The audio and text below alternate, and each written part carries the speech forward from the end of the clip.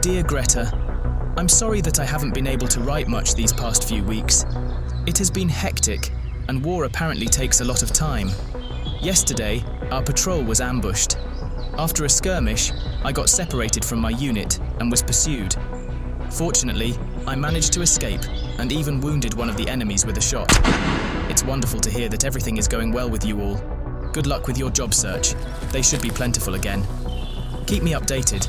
Much love, Heinrich.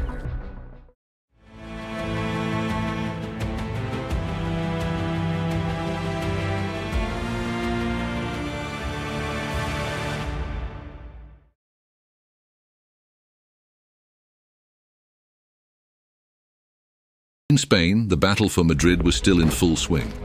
On May 20th, the 3rd Division had begun a direct assault towards Madrid. After the war, General Student wrote in his memoirs about this period. Through intelligence, we knew that this tank division was not necessarily on its way to reinforce the line at our position, but intended to reinforce a division that was still fighting against our allies.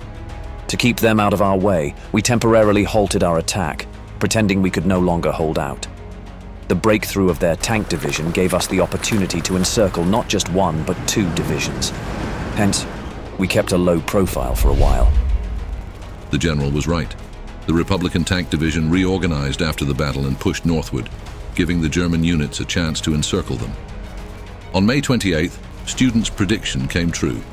The 3rd Division, after a brief and not too difficult battle, managed to push the brigade opposing them out of the field and advance towards the capital. This encircled the Republicans, and the objective was temporarily achieved. Meanwhile, in Germany, attention was being directed towards the Luftwaffe. Before Adolf Hitler's rise to power, it was small.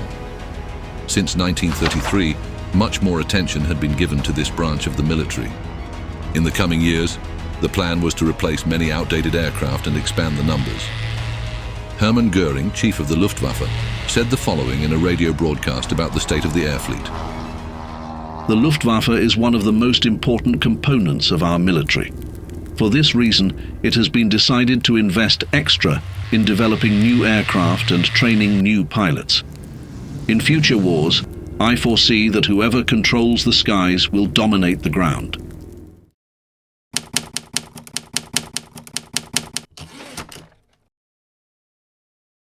The road to Madrid was open. General Student describes his opportunity and decision at this moment. The road to the enemy's capital was open and seizing it was within reach. What made the fight in Spain sometimes difficult was the communication with our allies. They often arrived later than agreed upon. For this reason, I had to decide whether to take the risk of capturing the capital. There was a chance that the 3rd Division would be encircled if the 12th couldn't join in time. The 12th Division was already moving towards the 3rd, but due to an attack on their route, they had to halt. This attack had to be brought under control before they could continue. Nevertheless, Student decided to take the risk and send the 3rd Division to the empty capital. Later in the day, on May 30th, they managed to gain control of the city. There were virtually no Republican troops to offer any resistance. The capital had fallen, but at what cost? Heinrich, fighting with his division to reinforce the 3rd and fill the gap behind them, wrote in a letter to his sister, Due to constant attacks on our flank, we had to stop moving forward repeatedly. This way, it takes hours to make a few meters of progress. The enemy seems well prepared for this attack and knows the terrain much better than we do. We know that the 3rd Division needs our help, but whether we can get there in time this way is the question. It would take several days before the 12th Division received reinforcements. On June 2nd, a nationalist brigade joined and began to bear the brunt of the fight. The goal was to ensure that the capital would not be given up.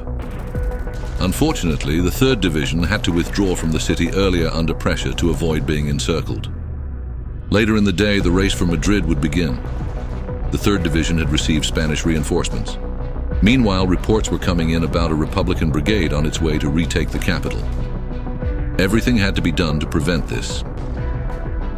The following day, it would come down to a few hours. Which of the 2 armies would arrive in the city first? Student described the moment.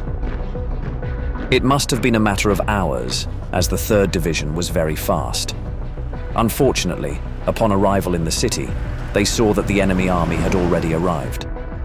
Starting a battle in the city would result in enormous casualties. For this reason, the city was, unfortunately, given up for the moment.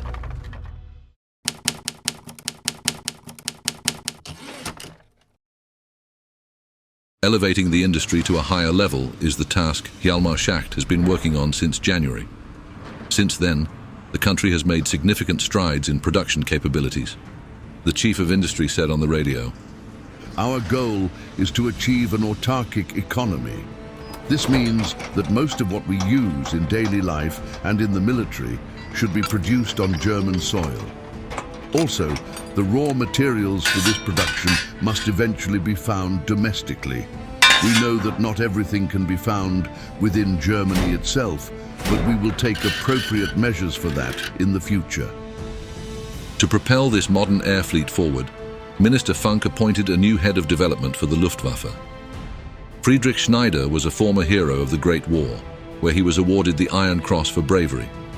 After the war, he studied at the Technical University of Berlin and subsequently worked for the manufacturers Junkers and Messerschmitt. For propaganda purposes, he shared developments with the magazine Aero Welt. About the Bf-110, he wrote the following. "The new aircraft we have developed through Messerschmitt is the Bf-110. This aircraft is characterized by its versatility. Warfare is changing, and to support our long-range bombers, we have developed this long-range fighter with a range of 1,100 kilometers. This is significantly further than the 850 kilometers of the Bf-109. Additionally, the aircraft can be used both as a fighter and as a fighter bomber, a valuable enhancement for the air fleet." In Spain, the battle for Madrid was still in full swing. After the failure of students' attempt to capture Madrid without a fight, he had to devise a new strategy to achieve the goal. After giving the troops some rest, the attack was resumed on June 7th. The 3rd Division was to capture the area between the front line and the Tajuna River. This way, the river would provide flank protection. On June 9th, the river was reached after a fierce battle with a Republican brigade. In the fight to reach the 3rd Division, the 12th Division finally managed to secure the route in that direction. The union of the 4th Army seemed imminent. On the other side of the Tajuna River lay an important rail network. This rail network maintained the connection with the armies to the north and northeast. To cut off the capital from these armies and parts of the coast, it was decided to launch an attack on this rail network. General Student described the importance of this action in his memoirs. After the failure of our first attack on Madrid, we had to weaken the armies at Madrid in another way. Cutting off their supply of goods and fresh soldiers would be important. The enemy did not expect us to launch a direct attack across the river. We had to seize this element of surprise. The 3rd Division launched the attack on June 10th, and despite a difficult crossing of the river, they would succeed in their mission after 3 days. The first part of Operation Salsa was successful.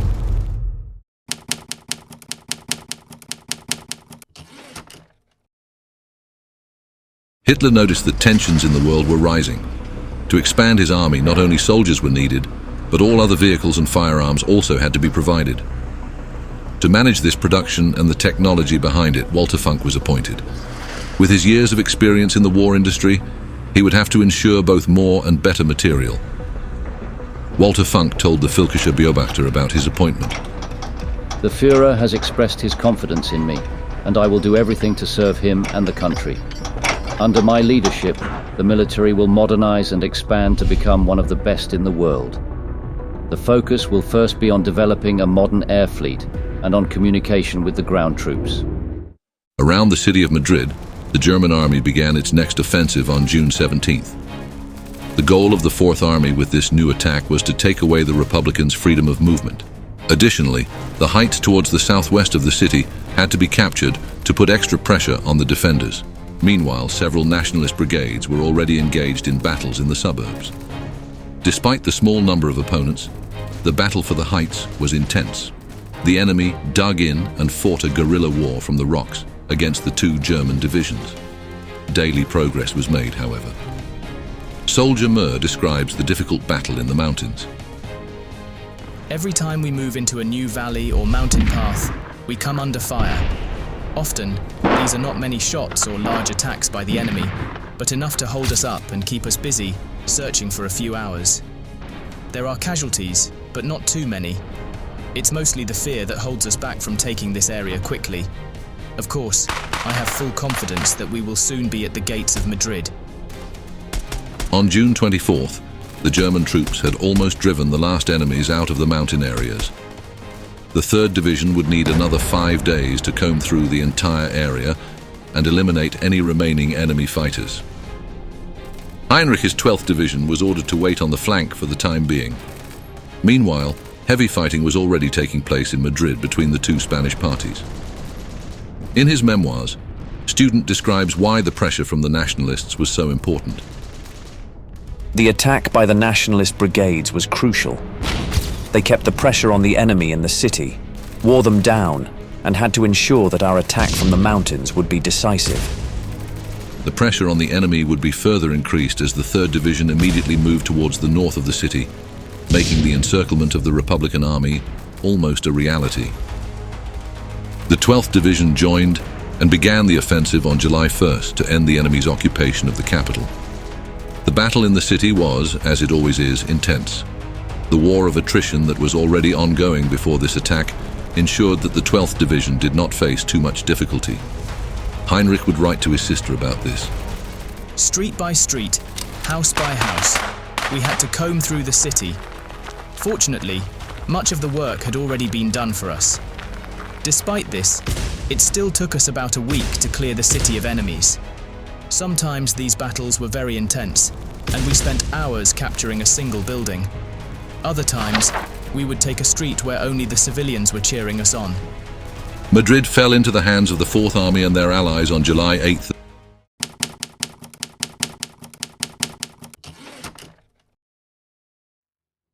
A new army was being formed around the city of Weimar. The German expansion also meant that new units had to be assembled. The 5th Army was led by Fedor von Bock. He was an experienced military officer who had joined the army in 1898 at the age of 18. During the First World War, he was awarded the Iron Cross of both first and second class. From the moment Hitler came to power, von Bock's reputation rose rapidly. He wrote about this in his diary.